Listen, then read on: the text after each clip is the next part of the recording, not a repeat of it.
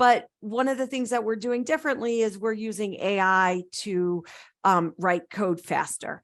And that's what they're talking about with ChatGPT, right? So when you think about AI and its ability to read language, well, guess what? AI can read the tax code and it can read tax instructions. And that's what we're using it to do. It can read the tax code instructions and then write the software code.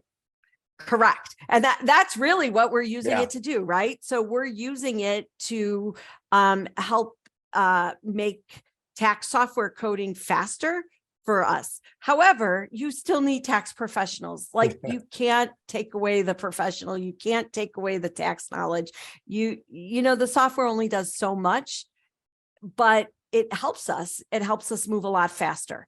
And if you think about why we have solid investors in April, why people believe that April is going to be successful is because tax software hasn't changed in 30